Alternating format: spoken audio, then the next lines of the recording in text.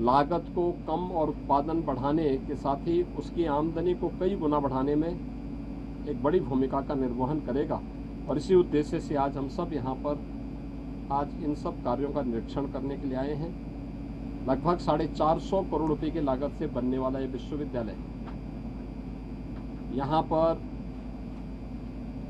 पूर्वी उत्तर प्रदेश की डिश से अन्नदाता किसानों की आमदनी को बढ़ाने, उनके जीवन में खुशहाली लाने में एक मील का पत्थर साबित होगा।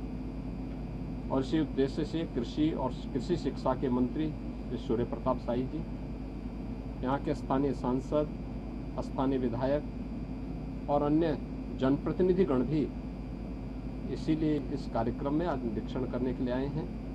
उन सब की चिंता हमेशा रही है कि विश्वविद्यालय समय पे बने, समय पे चले और कृषि विश्वविद्यालय की स्थापना यहाँ पर हो। और वह कार्य हम लोगों ने यहाँ के लिए उपलब्ध कराया है। कुशीनगर आज अब पिछड़ा जनपद नहीं है। बीमारी से, किसी भी प्रकार के उपद्रव से, किसी भी प्रकार की अराजकता से मुक्त होकर के इंसेफ्लाइटिस को पूरी तरह समाप्त किया जा चुका है। किसी भी प्रकार की आपराधिक और माफिया गिरी बंद हुई है, अराजकता समाप्त हुई है, उपद्रव समाप्त हुए हैं। उत्सवपूर्ण माहौल में कुशीनगर जनपद आज विकास के नए नित्य प्रतिमान को स्थापित कर रहा है।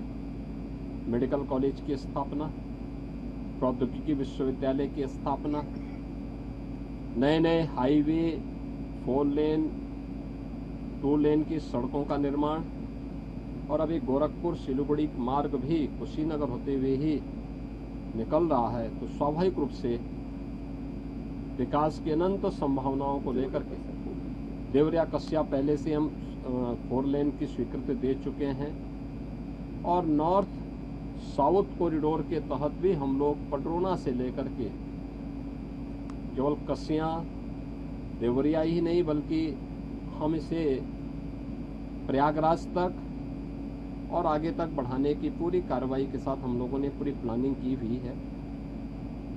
लखनऊ की दूरी और कम हो चुकी है। और याद करिए कि जब गोरखपुर सिलीगुड़ी मार्ग जुड़ेगा तो गोरखपुर से शामली तक भी एक इकोनॉमिक कॉरिडोर का निर्माण हो रहा है। तो विकास की अनंत संभावनाएं यहाँ की प्रति व्यक्ति आय को भी बढ़ाने में और यहाँ के अन्य गतिविधियों को, यानी सड़क इंफ्रास्ट्रक्चर बेहतरीन, एयर कनेक्टिविटी के लिए एक इंटरनेशनल एयरपोर्ट यहाँ पहले ही उपलब्ध कराया जा चुका है। नए एयरक्राफ्ट आने के साथ ही यहाँ पे वायु सेवा भी प्रारंभ होगी।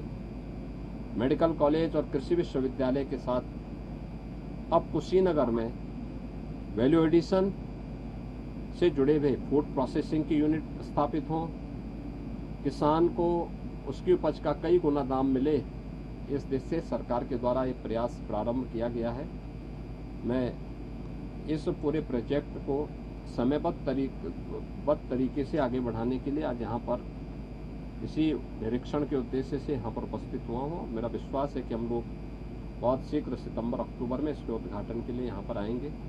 उससे पहले यहाँ सत्र प्रारंभ करने के लिए भी हम कृषि मंत्री जी को यहाँ भेजेंगे कि वे सत्र यहाँ प्रारंभ करने के लिए सभी औपचारिकताओं को पूर्ण करने के लिए से आएंगे, जिससे कुशीनगर में भी अपना एक कृषि विश्वविद्यालय प्रारंभ हो सके। धन्यवाद। बंगाल में राजनेताओं पे अंडे फेंके जा रहे हैं, लोकतंत्र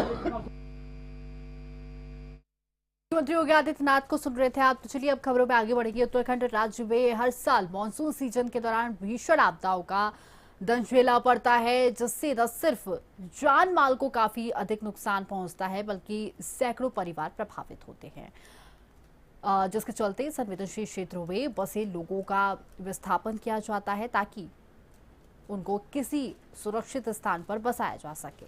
लेकिन लंबे समय से सैकड़ों परिवार ऐसे हैं जिनका अभी तक विस्थापन नहीं हो पाया है। आपदा प्रबंधन विभाग से मिली जानकारी के मुताबिक